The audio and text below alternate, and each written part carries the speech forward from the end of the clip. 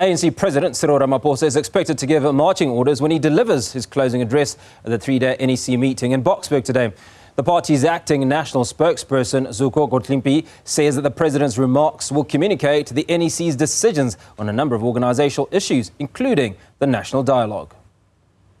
So today, the president of the ANC will be summarising essentially the entire 2 days. What are the issues that we agree on, what strategy do we agree on pursuing, and what course of action should we be taking going forward. So that principle is what will happen today. And of course, there's a discussion about the national dialogue as well. So the president will also be summarising our strategic approach to the national dialogue and what the ANC aims to achieve out of that, and what social forces does it insist on including as part of the discussion in the national dialogue.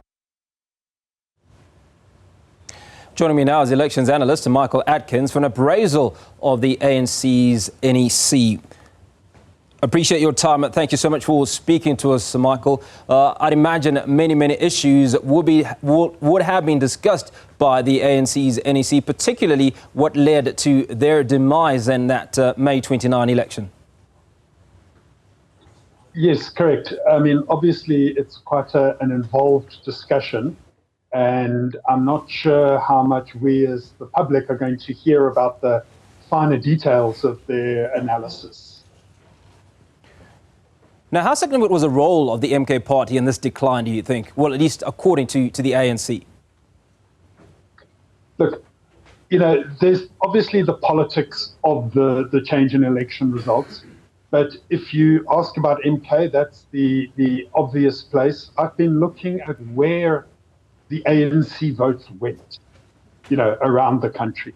So obviously the ANC, their level of support dropped in all of the provinces, but some dramatically more than others.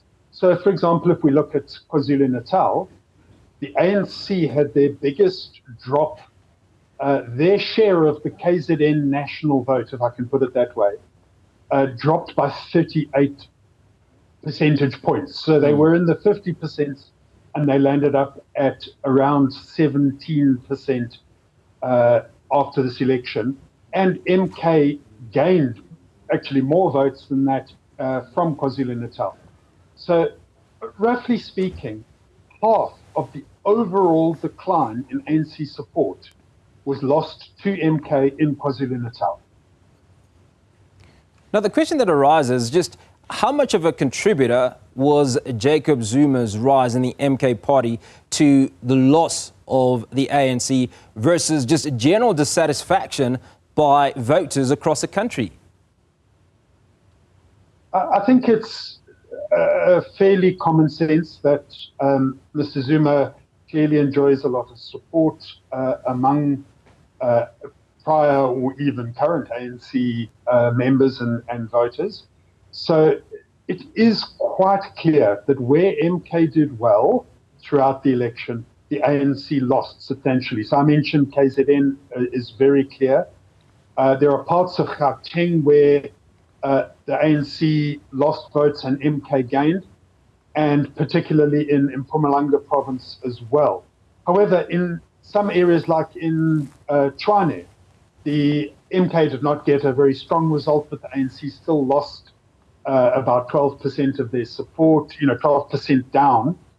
And even in other provinces such as the Eastern Cape and the Western Cape, the ANC lost fairly substantial amount of support, and that would have been to a variety of other parties and not merely to MK. But yes, it's quite clear, both in terms of where the vote patterns are and the fact that Mr. Zuma had the support of former ANC structures in terms of campaigning. So it's not merely voters, it's boots on the ground that clearly would have benefited MK at the expense of the ANC.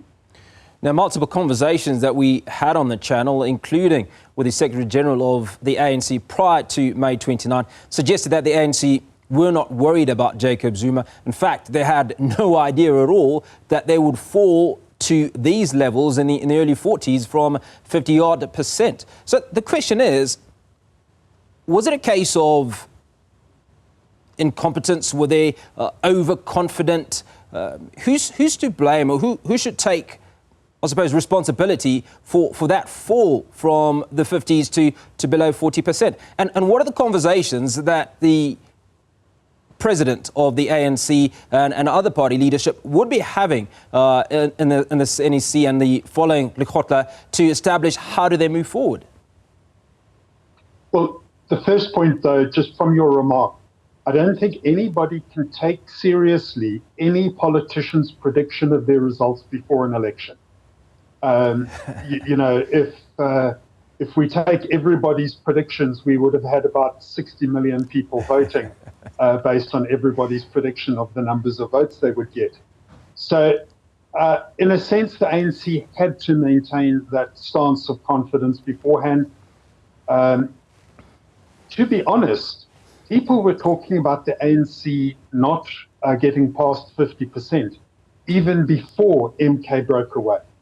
So actually, if one looks at how many votes MK effectively took from the ANC, this is actually still a reasonably solid showing by the ANC. Yes, they did lose support in some of the other areas that weren't lost to MK, but actually they did not lose as many votes as a lot of people were thinking in the months leading up to the election.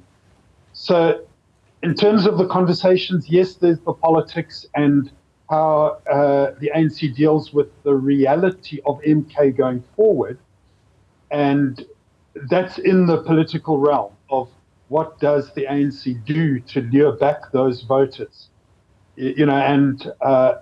I think 2029 is a very long time away. They say a week is a long time in politics.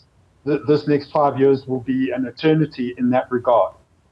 Of interest will be the local government elections. And I believe the ANC is going to have to work very hard at regaining support, particularly in KwaZulu-Natal municipalities where they have a majority in many places that at the moment they are going to be facing sort of being wiped out or wiped off the map. So yes, there's some very delicate conversations. I think there will be some private strategies that won't be shared with the public in terms of how they approach those regions and areas that formerly supported them. So it's difficult, it's complicated, and we're certainly in for an interesting time over the next 2.5 years as we build up to local government elections. Michael, what I'm hoping you'll unpack for us before you leave is how the ANC is going to traverse these waters, if you will. So prior to the May 29 elections, it's always been the ANC in government. Now we have a government of national unity. So it's not just the ANC that the voters are seeing. They're seeing several other parties who now have the opportunity to show out or show up in the various portfolios that they have. How does the ANC manage this and pull back voters when the other political parties have a great chance to show what they're capable of, and some of them might do it very well?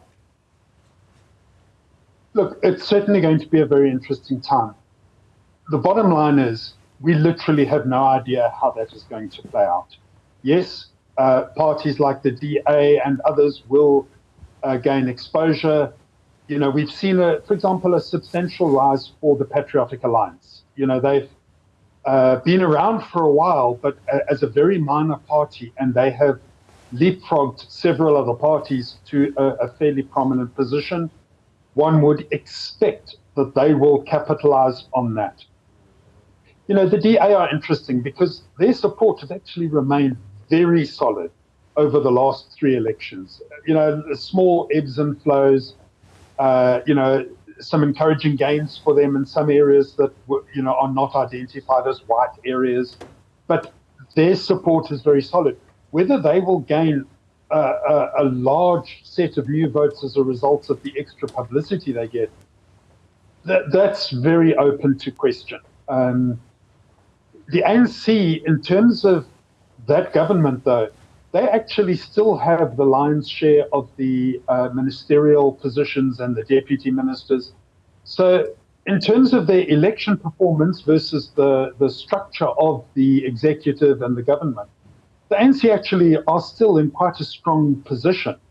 So yes, there will be some gains for some people, but I don't actually see the structure of the so-called GNU changing the electoral landscape significantly. Much to ponder, Michael Atkins. Appreciate your time, a political analyst, unpacking for us what's likely to have come out of that ANC-NEC meeting.